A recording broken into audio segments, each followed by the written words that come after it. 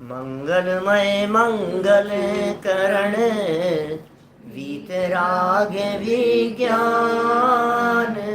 नमुताहि जाते भये अरहंतादिमान।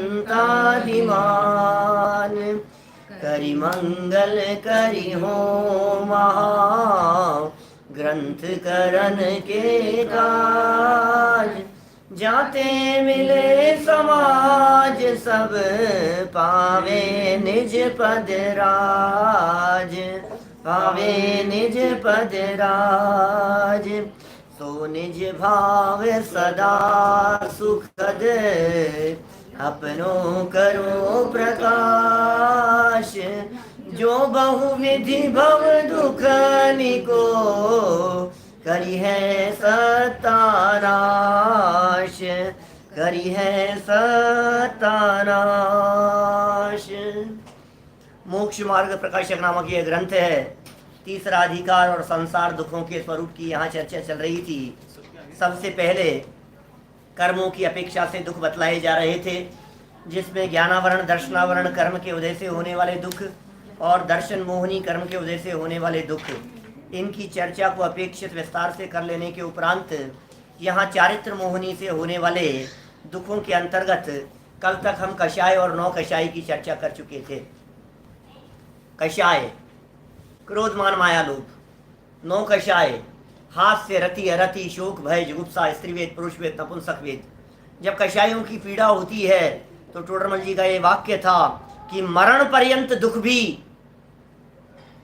तैयार हो जाता है, मरने के लिए भी, मर करके भी सुखी होना चाहता है। देखिए आप, इस प्रकार इन कषायों और नौ कषायों से अवस्थाएं होती है। एक प्रश्न लोगों के चित्त में खड़ा होता है कि दूसरे अध्याय में और तीसरे अध्याय में अंतर क्या है। वहां भी कर्म की अवस्थाएं बतलाई थी और यहाँ भी कर्म की अवस्थाएं बतला रहे हैं। कुछ तो फर्क होगा दोनों में, कि है फर्क है ना। यद्यपि हम पहले भी आपको ये बात बतला चुके हैं, दूसरे अध्याय में रोग की अवस्था की चर्चा की और यहाँ रोग जन्य दुख की बात कर रहे हैं। दूसरे अध्याय में दर्शन मोहनी चारित्र मोहनी कर्म के उदय में इस जीव की कैसी अवस्था होती है, वहाँ अवस्था बतलाना मुख्य प्रयोजन था। और यहाँ इस तीसरे अध्याय में वो जो अवस्था हुई थी ना, उससे पीड़ा किस प्रकार की होती है, तकलीफ हो रही है, वेदना हो रही है, वो बतलाना मुख्य प्रयोजन है। माने पहले तो रोग की चर्चा थी दूसरे अध्याय में, तो कि भाई तुझे बीमारी है, तुझे बीमारी है, देख सिम्टम्स दिखाई दे रहे हैं, वो सिम्टम्स बतलाए थे दूसरे अध्याय में। तो कहा होंगे, क्या फर्क पड़ता है। अरे कई बार ऐसा होता है हमारे शरीर में, कई जगह पर, इस जगह पर समझ लो कोई गांठ है, फूल गया है बहुत ज्यादा, अब कोई तकलीफ नहीं है, होगा क्या दिक्कत है, बीमारी होगी तो होगी। अब पड़ी है ना, बरसों से गांठ है, मान लो हमारे इस जगह पर कोई गांठ है, इस जगह पर कोई गांठ है, बरसों से है, अब कोई तकलीफ नहीं है, चल रही है नॉर्मल लाइफ। तो टोडरमल जी ने कहा भाई ये है, इसकी चर्चा तो दूसरे अध्याय में हुई, अब ये दुख किस प्रकार के भोगता है इसके चक्कर में ये तीसरे अध्याय में चर्चा करें। ये फर्क है थोड़ा सा। देखिए अब 55 नंबर पेज पर इस बात को अपन बढ़ाते हैं। 55 नंबर पेज, 55 से चलेंगे चर्चा। 55 नंबर पेज और ऊपर से 8-10 लाइनें छोड़ करके जो नया पैराग्राफ शुरू हो रहा है, यहां ऐसा विचार आता है कि यदि इन अवस्थाओं में न प्रवर्ते, क्रोध रूप अवस्था में न प्रवर्ते, तो क्रोधाधिक पीड़ा उत्पन्न करते हैं। पीड़ा होती है गुस्सा न करे तो, माने समझ लो आप गुस्सा करने का प्रसंग बने और गुस्सा न कर पाए तो देखो आप इसके अंदर में पीड़ा कैसी होती है। घमंड का प्रसंग बने और घमंड न कर पाए या घमंड का पोषण न होवे तो इसकी हालत बहुत खराब होती है। मायाचारी से कार्य सिद्ध करना चाहे और न कर पाए, ये कह रहे हैं अवस्थाओं में न प्रवर्ते तो क्रोधाधिक पीड़ा उत्पन्न करते हैं, और इन अवस्थाओं में प्रवर्ते तो मरण पर्यंत कष्ट होते हैं। बोलो, एक तरफ कषाय है और दूसरी तरफ मौत है, किसको चुनता है ये व्यक्ति? जिसमें ज्यादा पीड़ा होगी, ज्यादा कष्ट होगा, उससे बचेगा, और जिसमें कम तकलीफ होगी उसको चुनेगा। सीधी सी बात है। तो एक तरफ तो कषायें पीड़ा करती हुई दिखाई दे रही है और दूसरी तरफ मौत की तकलीफ दिखाई दे रही है। अरे मौत किसे कह रहे हैं भाई साहब? मौत, जिस मौत की चर्चा मात्र से डरता था, जिस मौत का भय इसको जीवन पर्यंत भयभीत करता था, किसी समय यदि कोई वाक्य मुंह से निकल जाए कि मैं मर जाऊंगा, नहीं नहीं नहीं बेटा, शुभ शुभ बोलो, ऐसी बातें नहीं बोलते हैं, मौत की चर्चाएं नहीं करते हैं। 7 प्रकार के भयों में मौत का भय सबसे बड़ा भय कहा गया है, मौत का भय। और उस मौत के लिए भी तैयार हो जाता है। कषाय की पीड़ा सही नहीं जा रही है, तो किस में ज्यादा तकलीफ है बताओ? कषाय में ज्यादा तकलीफ है कि मौत में ज्यादा तकलीफ? ये कभी कभी ऐसे वाक्य निकलते हैं इसकी जबान से, इससे तो मर जाना अच्छा है, ऐसी जिंदगी से तो मर जाना अच्छा है। कहीं बेइज्जती हो जाए ना इसकी, इंसल्ट हो जाए, कहीं शर्मिंदगी महसूस हो, तो ये क्या सोचता है, ऐसी जिल्लत भरी जिंदगी से, कषाय है अंदर में, ऐसी जिंदगी जी करके तो क्या है, मर जाऊं तो ज्यादा अच्छा है। लेकिन भाई तू मर के सुखी होना चाहता है, ये मरना ये सुख का उपाय नहीं है। अब इधर तो मान कषाय बर्दाश्त नहीं हो रही, इधर तो क्रोध बर्दाश्त नहीं हो रहा, इधर तो कषाय पीड़ा दे रही है, मायाचार का पोषण नहीं हो रहा है, लोभ इतना ज्यादा है कि मैं क्या करूं, या तो ये मिल जाए और ये नहीं मिले तो मर जाऊंगा। अब बोलो आप, तो टोडरमल जी ने कैसा वाक्य दिया है, इन अवस्थाओं में प्रवर्ते तो मरण पर्यंत कष्ट होते हैं। वहां मरण पर्यंत कष्ट तो स्वीकार करते हैं। अब देखो इसकी बुद्धि, इसकी खोपड़ी कैसी काम कर रही, मरण पर्यंत कष्ट तो स्वीकार करते हैं परंतु क्रोधादिक की पीड़ा सहना स्वीकार नहीं करते। इससे यह निश्चित हुआ, ओहो निष्कर्ष निकाल रहे हैं पंडित जी साहब, इससे यह निश्चित हुआ कि मरणादिक से भी कषायों की पीड़ा अधिक है। जहर खा करके मर गया, गुस्से में आकर के मर गया, इतना डिप्रेशन में, कषाई है डिप्रेशन और क्या है, डिप्रेशन में आ गया, आत्महत्या कर ली, जहर खा लिया, नस काट ली इसने अपनी, मर करके सोचता है सुखी हो जाऊंगा। मूर्ख को ये समझ में नहीं आ रही है कि मरने के बाद वर्तमान में तू जिन संयोगों से दुखी हो रहा है, ये संयोग तुझे भविष्य में मिलेंगे नहीं, ये बात तो नक्की है, लेकिन इससे ज्यादा बदतर संयोग मिलेंगे ना, इससे ज्यादा खराब संयोग मिलेंगे। देखो भाई, हमने ये बात आपको एक बार पहले भी कही थी, शायद मुझे ऐसा ध्यान आ रहा है कि शारीरिक वेदना की तुलना में मानसिक वेदना ज्यादा तकलीफ देने वाली होती है। कषाय की वेदना मानसिक वेदना है, आदि व्याधि कहते हैं ना, तो आदि माने मानसिक रोग और व्याधि माने शारीरिक रोग। आदि व्याधि से परेशान है तो बोल दोनों में दुख किसका ज्यादा है, शरीर का या मानसिक वेदना का? बहुत कमर में दर्द हो रहा है, उठा बैठा नहीं जा रहा है, बिस्तर पकड़ रखे हैं, अब बहुत वेदना है, लेकिन उससे ज्यादा वेदना इस बात की होती है कि मेरे से पूछा नहीं, उससे ज्यादा इस बात की वेदना होती है कि क्या पड़े पड़े रहते हो इस तरह से। ये जो कानों में शब्द सुनने को मिलते हैं ना, बच्चों के द्वारा, बहुओं के द्वारा, पोते पोतियों द्वारा जो ऐसे शब्द सुनने को मिल जाते हैं, वो जो कषाय है, इंसल्ट महसूस करता है, जो वेदना होती है, मुझे संभालते नहीं है, मुझे पूछते नहीं है, मुझे किस तरह से आप शब्द बोलते हैं, क्या करूं ऐसे, ये जो अंदर की जो पीड़ा है, ये शारीरिक वेदना से कई गुना ज्यादा पीड़ा है।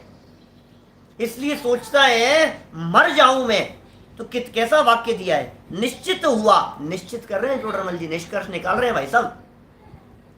इससे निश्चित हुआ कि मरणादिक से भी कषायों की पीड़ा ज्यादा है, मरणादिक से भी। एक तरफ मौत और दूसरी तरफ गुस्सा, एक तरफ मौत और दूसरी तरफ अपमान, उसको अपमान बर्दाश्त नहीं होता। लोग मुझे कहते हैं, मुझे कैसे कह दिया, बोलो, ये बर्दाश्त नहीं हो रही है बात, इसको टेंशन में आ जाता है, डिप्रेशन में आ जाता है, पागल हो जाता है, कुएं में कूद जाता है, ट्रेन की पटरी के आगे जाकर के, बोलो साफ दिख रहा है, मौत दिखाई दे रही है और तकलीफ दिखाई दे रही है, लेकिन क्या करें, इसको ये बात समझ में नहीं आती है।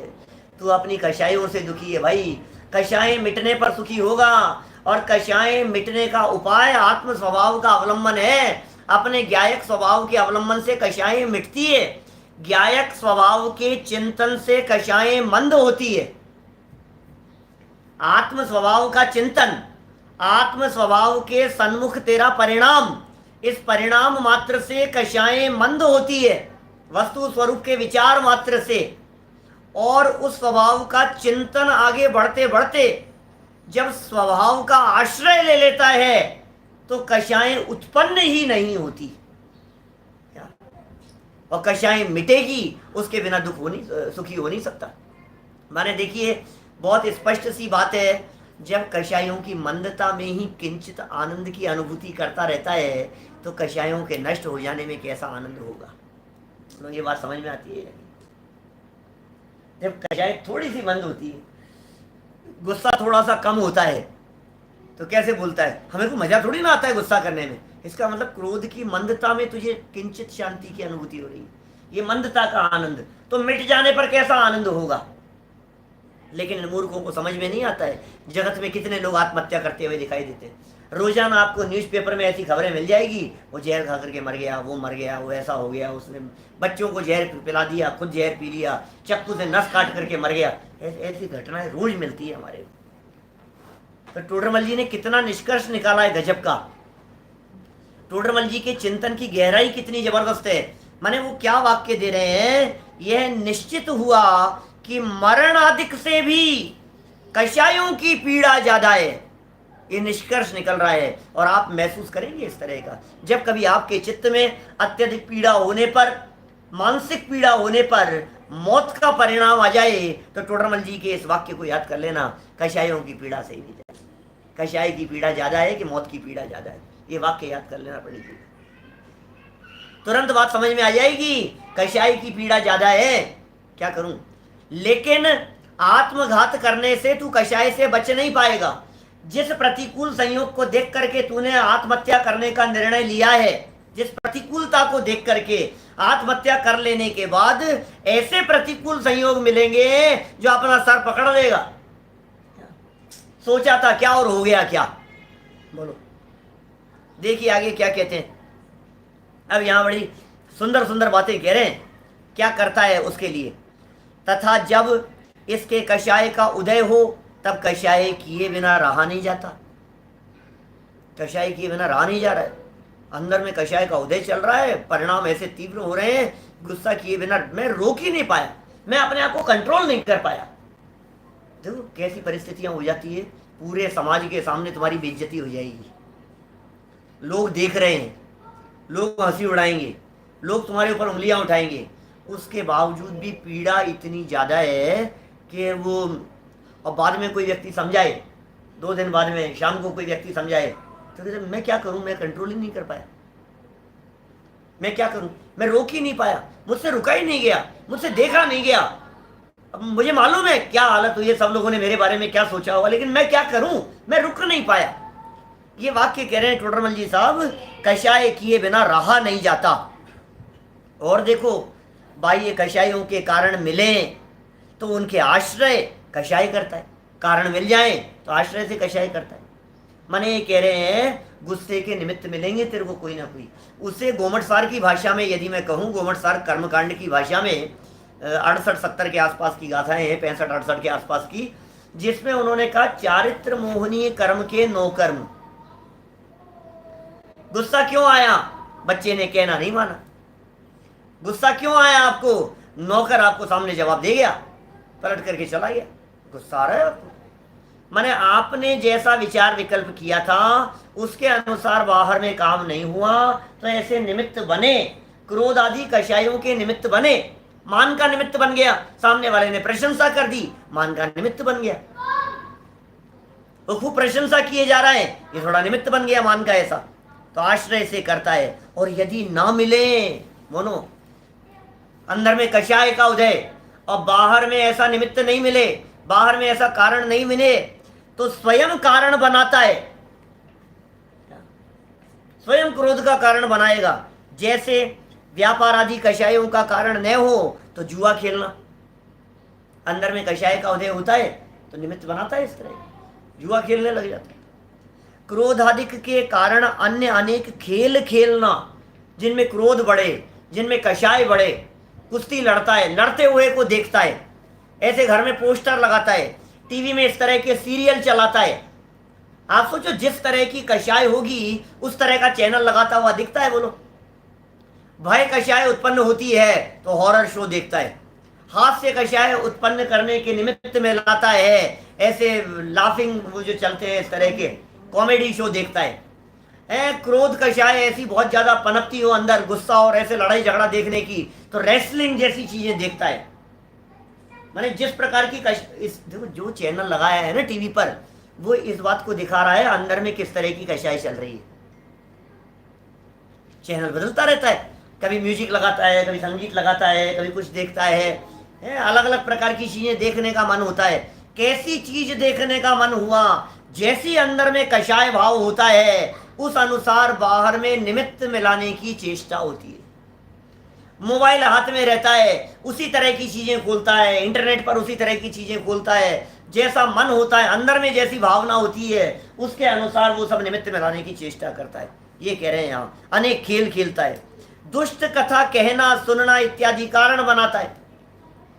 कहानी सुनाओ, जोक सुनना चाहता है, प्रसंग सुनना चाहता है, इधर उधर की बातें घुमा फिरा करके करना चाहता है। क्यों? जैसा अंदर में कषाय भाव होता है वैसा बनाता है। तथा काम क्रोधाधिक पीड़ा करें और शरीर में उन रूप कार्य करने की शक्ति ना हो। अब बोलो क्या करें? गुस्सा आ रहा है मान लो और शक्ति नहीं है, अब क्या करेगा? और अधिक पीड़ित होगा। घमंड का मान कषाय का उदय हो रहा है और सामने वाले ने उतनी प्रशंसा नहीं की तो और ज्यादा पीड़ित होता है। गुस्से का निमित्त बना और मैं गुस्सा कर रहा हूं और किसी ने टोक दिया तो और ज्यादा गुस्सा आता है। क्रोध नहीं कर पाया, जो कबू निबल भय, कमजोर पड़ गया थोड़ा सा तो सोचता है यार भी गुस्सा करना ठीक नहीं है, जो अंदर में तो बहुत पीड़ा हो रही है और बाहर में मौका नहीं मिल रहा। चोरी करने का भाव हुआ और करते करते ही अचानक कोई व्यक्ति आ गया तो कितना पीड़ित होता है।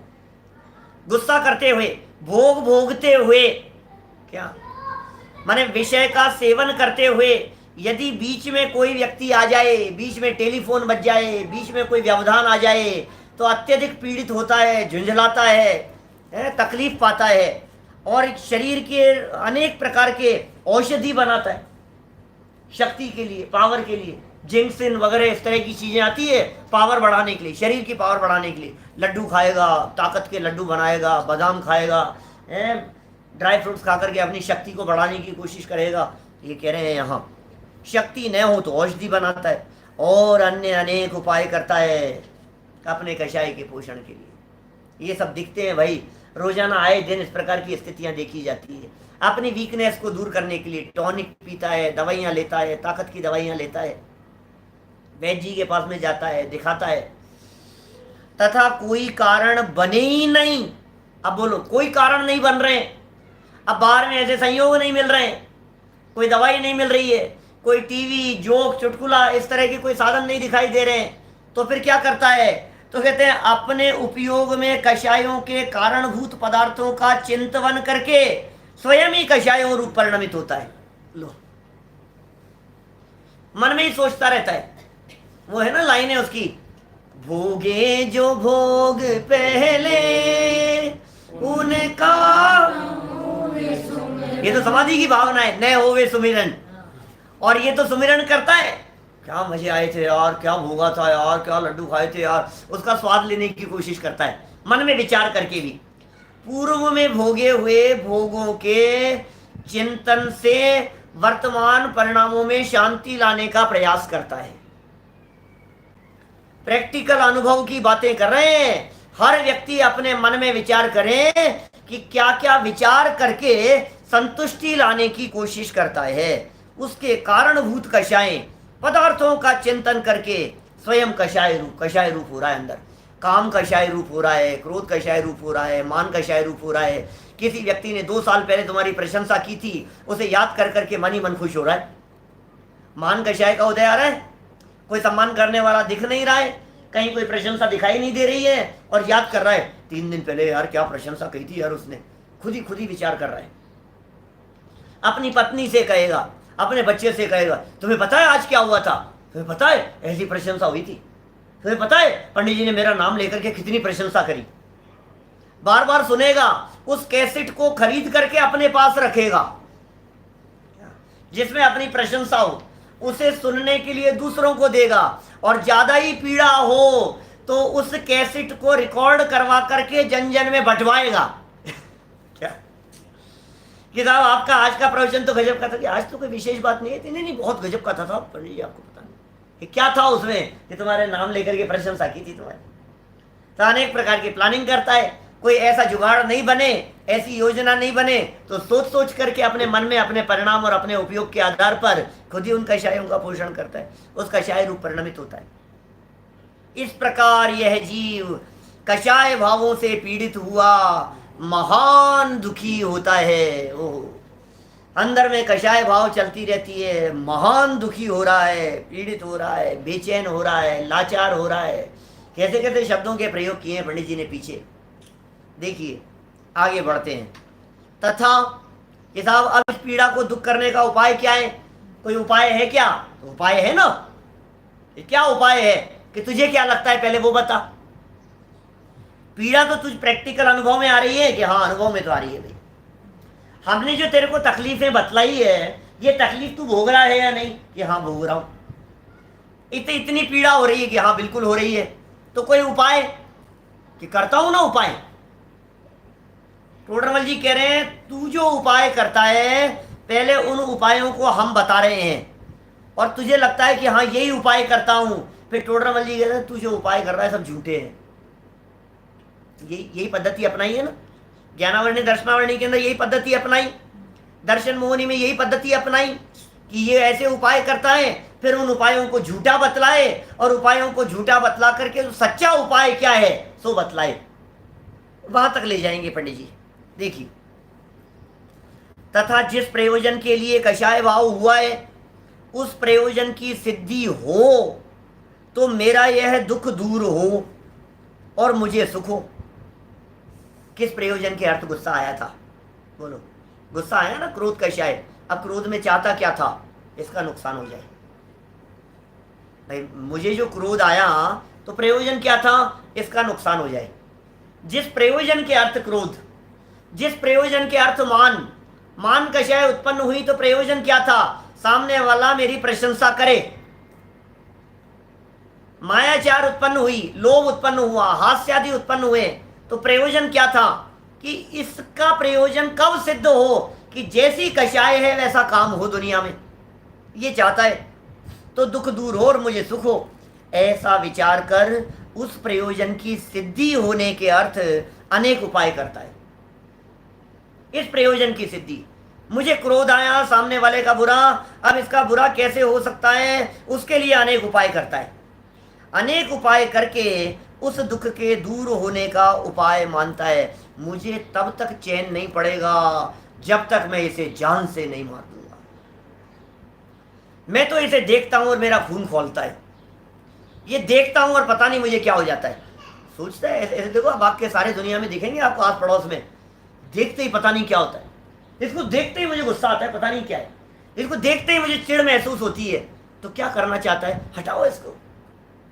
तो कषायों की पीड़ा के कारण उन संयोगों को हटाना सटाना चाहता है, उपाय ये सोच रहा है। लेकिन टोडरमल जी क्या कह रहे हैं?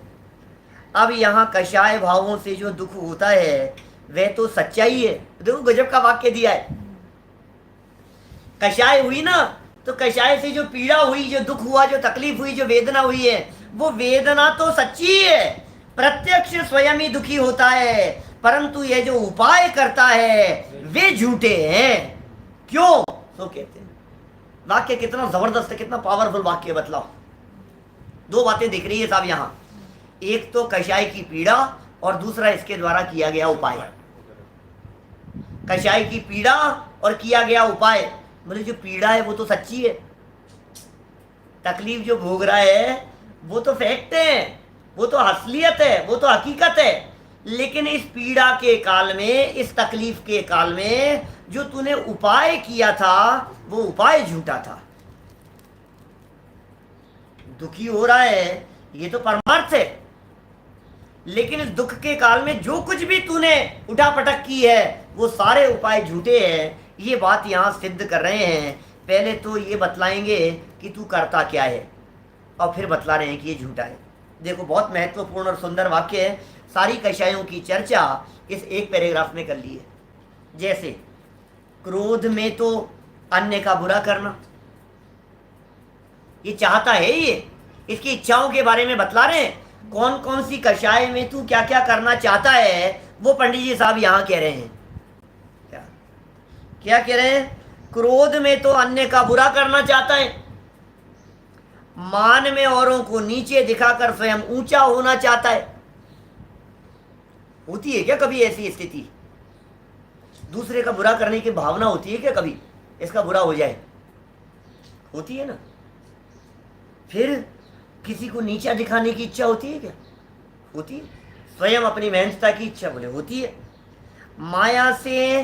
माया में क्या होता है? छल से कार्य सिद्धि करना, छल कपट करके कार्य सिद्धि करने की इच्छा होती है। और लोभ में इष्ट की प्राप्ति करना चाहता है। लोभ कषाय होती है तो इष्ट की प्राप्ति करना चाहता है। हास्य में विकसित होने का कारण बना रहना, यह हास्य के उदय में। फिर रति में इष्ट संयोग का बना रहना। देखो लोभ और रति में अंतर समझ में आया क्या? लोभ में क्या वाक्य दिया था? लोभ में इष्ट की प्राप्ति करना, इष्ट की प्राप्ति हो जावे, और रति में जो प्राप्त हो गया है उसमें रमे रहना। प्राप्ति हो जावे ये लोभ, और प्राप्त हो जाने के बाद में उसमें रमे रहना, उसमें लगे रहना, ये रति, संयोग बना रहना इष्ट का। अरति में क्या इच्छा हो रही है? अरति में अनिष्ट का दूर होना। शोक में शोक का कारण मिटना, शोक का कारण मिट जाए, ये इसकी इच्छा हो रही है, ये तमन्ना है इसकी। जब शोक कषाय उत्पन्न हुई तो जो संयोग बने हैं ये संयोग हट जाए, ये संयोग दूर हो जाए। और भय में भय का कारण मिटना। डर लग रहा है तो जिससे डर लग रहा है ये चाहता क्या है, प्रयोजन क्या है इसका? दुखी हुआ है किसी वस्तु को देखकर। मैं ये सब उपाय करता है, ये बतला रहे हैं टोडरमल जी साहब। जिस चीज से तुझे डर लगता है और तू दुखी हो रहा है डर से, तो डर तो सच्चा है। डर से जो दुख हुआ है वो दुख तो सच्चा है। अब इस डर से होने वाले दुख को दूर करने का उपाय तूने क्या सोचा? जिससे डर लग रहा है उसे हटा दो तो सुखी हो जाऊंगा। सब में लगाना इसी तरह की बातें।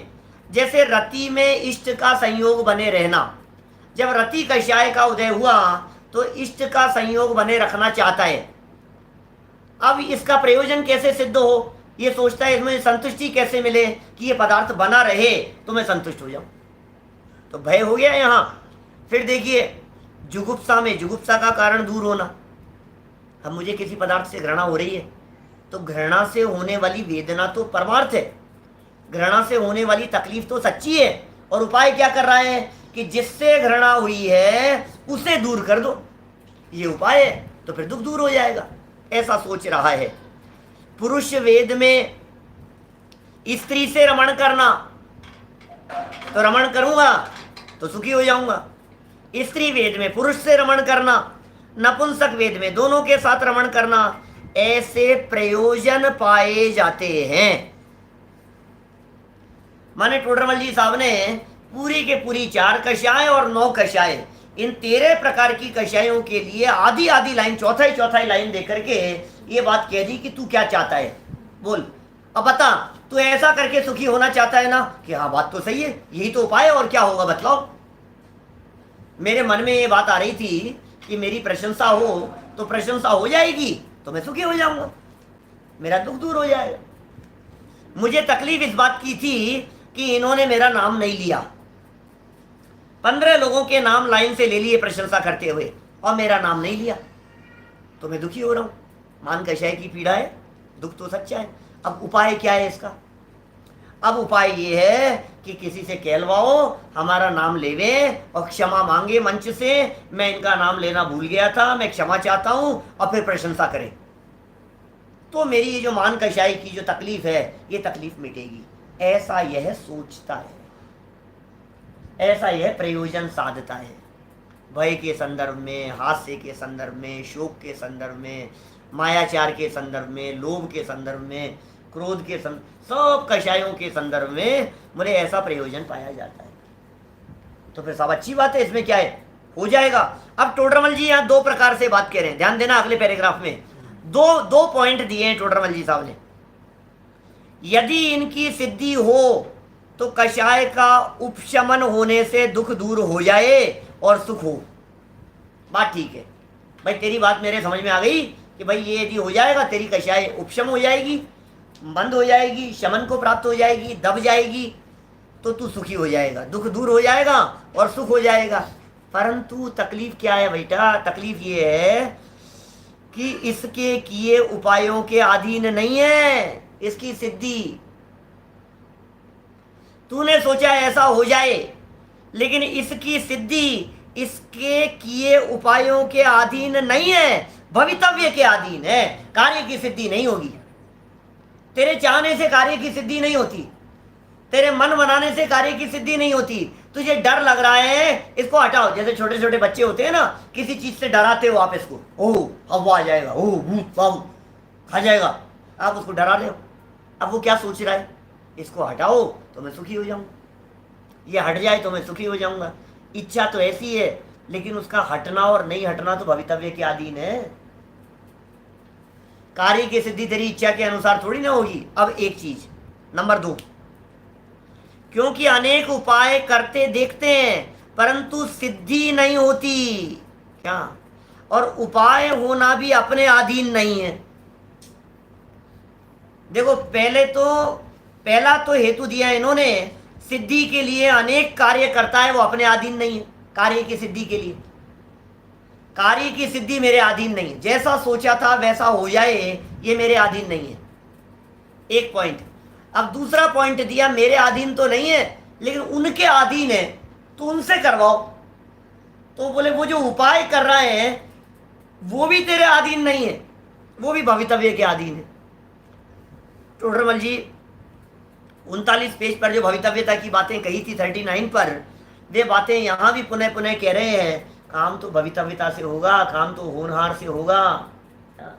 तू करना चाहे और काम हो जावे, माली के चाहने से बरसात होने लग जावे। कौवा कोसे सो बार ढोर नहीं मर जाएंगे, ऐसी लाइन है ना।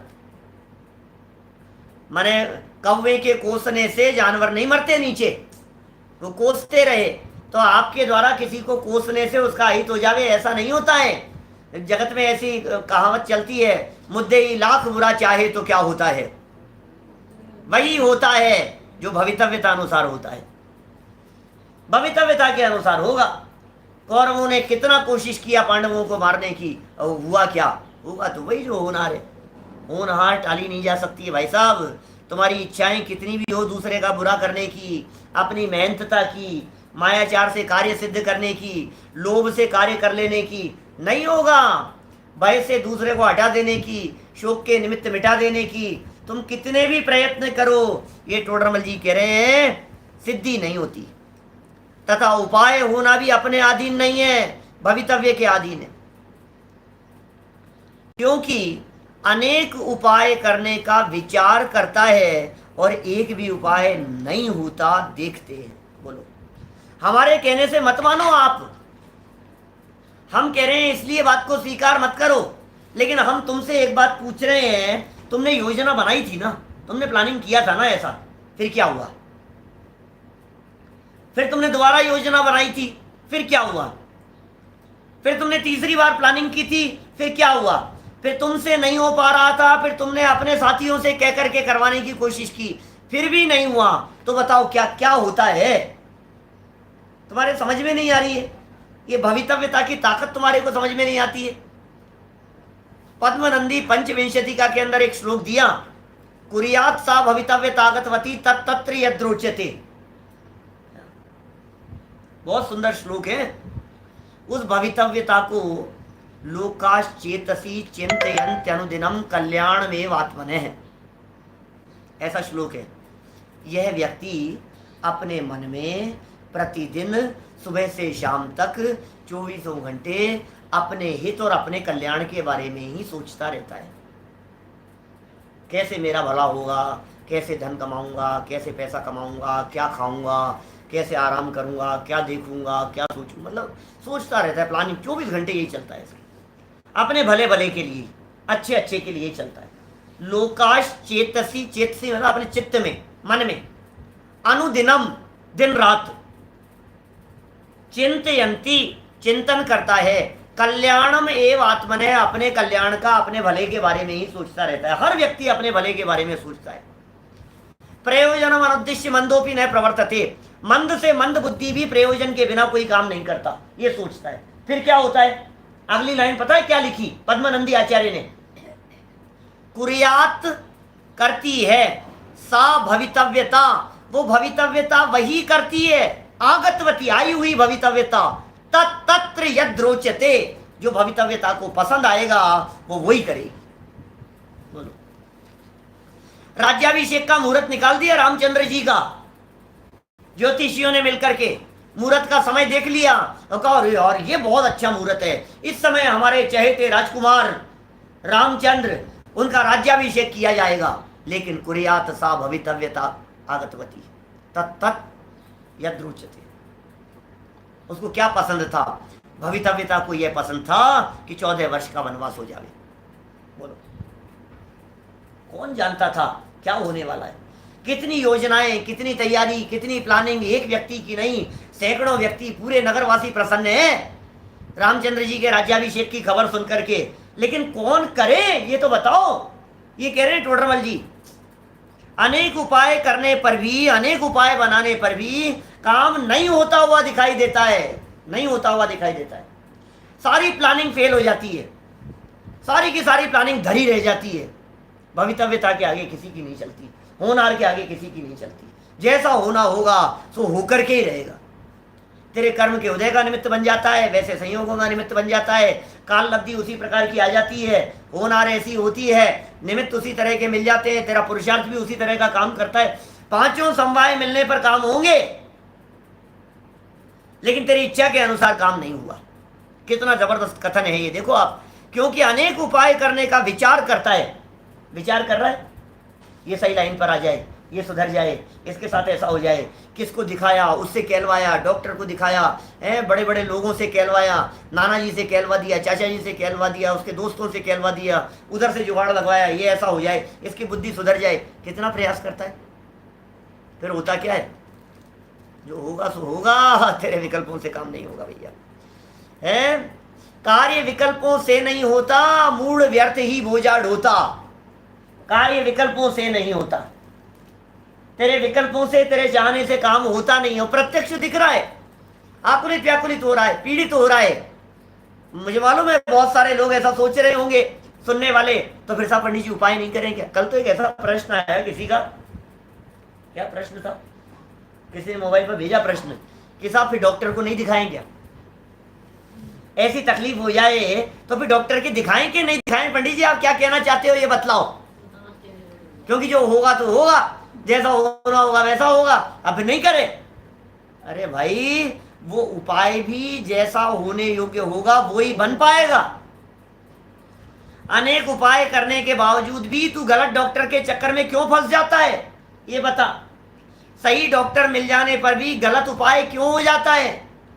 सही डॉक्टर के द्वारा सही दवाई दे दिए जाने पर भी वो मेडिकल स्टोर वाला तुझे गलत दवाई दे देता है, गलती से, भ्रम से दे रहा था किसी और को और उठा ली तूने। भीड़ लगी रहती है मेडिकल शॉप पर, पूरे देश की हालत है, भीड़ लगी रहती है और फटाफट फटाफट किसी की पर्ची, किसी का क्या, और वो दवाई दे दी और ले आया घर पे और ले ली और उल्टा असर हो गया। अब क्या करो बोलो। अच्छे डॉक्टर को दिखाता है और सीधे पैर की जगह उल्टे पैर के अंदर ऑपरेशन हो जाता है। ऐसी घटना है रुझान, क्या करे बोलो। राइट आइज के अंदर ऑपरेशन करना था और लेफ्ट आइज का कर दिया, क्या करें। इस हाथ का करना था, इस हाथ का कर दिया। भवितव्यता है भाई साहब, देखो। नहीं नहीं साहब ऐसा नहीं है साहब, काम हो भी सकता है, कभी हो भी जाता है। एक पैराग्राफ और पढ़ेंगे, मार्मिक चर्चा है, सुंदर बातें हैं भाई साहब। देखो,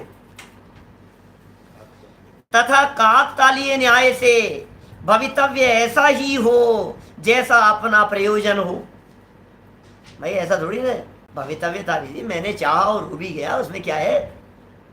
मैं ऐसा सोच रहा था, अभी यहाँ बैठा बैठा सामने वो कुर्सी पर बैठा हुआ खेल रहा है, ये गिर जाए, और मैंने तो ऐसा सोचा और वो गिर गया। तो अब तेरे सोचने से उसके गिरने का क्या रिलेशन है आपस में? रिलेशन कुछ नहीं है। काकतालीय न्यायवत है, कदाचित इस तरह की स्थिति बन जाए। काकतालीय न्याय समझाया था हमने एक दिन आपको पहले, अभी नहीं समझाऊंगा दोबारा से। काक माने कौवा और ताली मतलब ताड़ का वृक्ष। ताड़ के वृक्ष का फल लगा हुआ है, बहुत भारी होता है, बहुत कठोर होता है, आसानी से टूटता नहीं है। और कौवा वहां आकर के बैठा क्या, और उसके बैठते ही वो फल टूट गया, और टूट करके बिल्कुल सीधे किसी एक निश्चित जगह पर आकर के, बहुत सारे कॉम्बिनेशन मिले तब जाकर के काम हुए। कई तरह के अर्थ निकाले जाते हैं। हमने ताली बजाई और कौवा बीच में आ गया। ताली न्याय, काक ताली न्याय, असंभव से दिखने वाले, नहीं संपन्न होने वाली बातें भी संपन्न हो जावे, उसका नाम है काक ताली न्याय। संभावना नहीं लग रही थी और फिर भी काम हो गया, ये ऐसा है भवितव्यता के, ऐसा ही होना था और ऐसा ही हो गया, और अपना प्रयोजन सिद्ध हो गया। वैसा ही उपाय हो और उससे कार्य की सिद्धि भी हो जाए, तो उस कार्य संबंधी किसी कषाय का उपशम हो। लो अभी तो चक्कर क्या है, एक कषाय का उपशम हो गया, दूसरी जाग गई। अब क्या करोगे?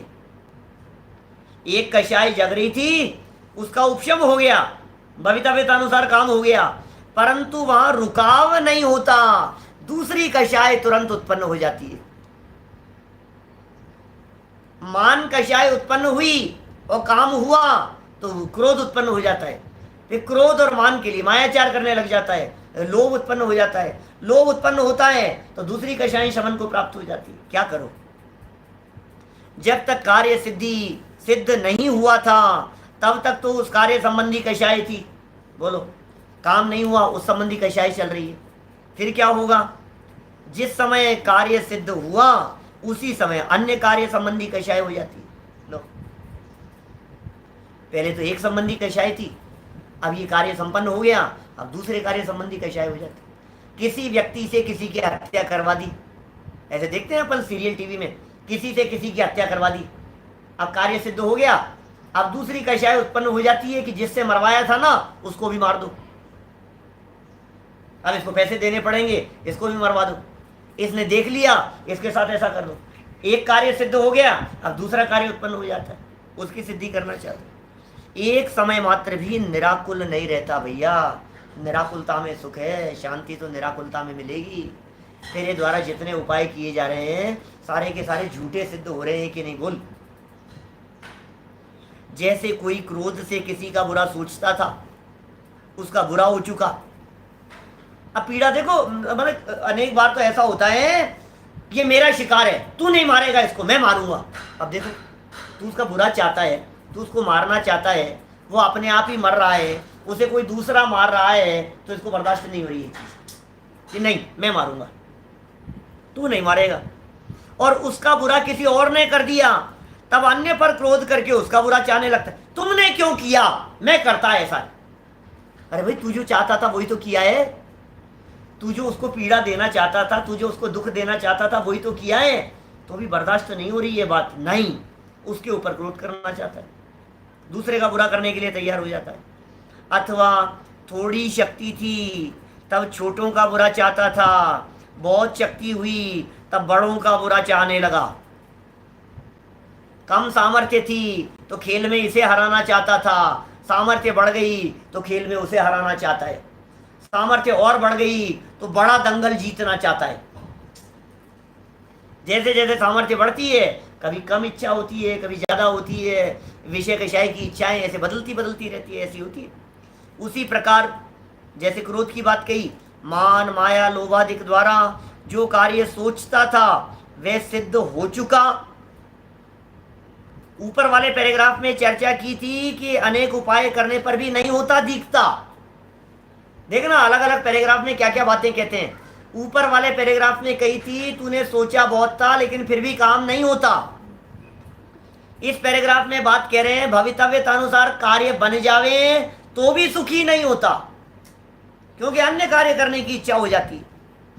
तब अन्य में मानाधिक उत्पन्न करके उसकी सिद्धि करना चाहता है। थोड़ी शक्ति थी तब छोटे कार्य की सिद्धि करना चाहता था, छोटे छोटे से कार्य करना चाहता था, शक्ति छोटी थी। बहुत शक्ति हुई तो बड़े कार्य की सिद्धि करने की अभिलाषा हुई। इच्छाएं तो बराबर बनी ही हुई है। कषायों में कार्य का प्रमाण हो तो उस कार्य की सिद्धि होने पर सुखी हो जाए। और ये गजब का वाक्य है। क्या वाक्य है सुनो। कषाय है, अब कषाय के अंदर कोई प्रमाण है क्या मात्रात्मक कि इस कषाय के अंदर इतने लेवल की मात्रा होगी तो मैं सुखी हो जाऊंगा? क्या वाक्य? कषायों में कार्य का प्रमाण हो तो उस कार्य की सिद्धि होने पर सुखी हो, परंतु प्रमाण है नहीं और इच्छा बढ़ती ही जाती है। तेरे को कषाय हुई और इतनी हो जाएगा तो हो जाएगा, अरे तेरी इच्छा बढ़ती चली जाती है। आज तेरी इच्छा है कि 2 लाख रुपया महीने की यदि हमारी इनकम हो जाए तो ठीक रहे, कल इच्छा हो जाती है कि 5 लाख हो जाए, फिर इच्छा होने लग जाती है कि नहीं 10 लाख हो जाए यार, अभी तो इतना इजीली हो गया, अब तो और इच्छा हुई। माने वो तृष्णाएं बढ़ती चली जाती है। और उस तृष्णाओं संबंधी दुख के संदर्भ में नीचे आत्मानुशासन का बहुत सुंदर श्लोक देकर के चर्चा की है। कल हम इस आत्मानुशासन के श्लोक को भी पढ़ेंगे और सच्चा उपाय क्या है उसकी भी चर्चा करेंगे, और कोशिश यह भी करेंगे कि अंतराय के उदय से तुझे दुख क्या होता है और उससे निवृत्ति का उपाय क्या है उसकी भी चर्चा करेंगे। अभी की बात को यहीं विराम देते हैं। भाई सच्चा उपाय तो अपना श्रद्धान पलटना ही है, वस्तु स्वरूप का विचार और वस्तु का अवलंबन है। सो उपाय कल ये विस्तार से बतलाएंगे। कल इन उपायों को सुनकर हम उन उपायों को करने के लिए प्रयत्न करेंगे। इस भावना से बात को यही विराम।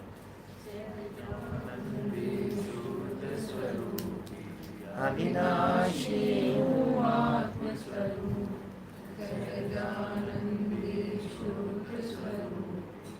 अविनाशी हूँ आत्मस्वरूप, सहजानंदी शुद्ध स्वरूप। अविनाशी हूँ आत्मस्वरूप।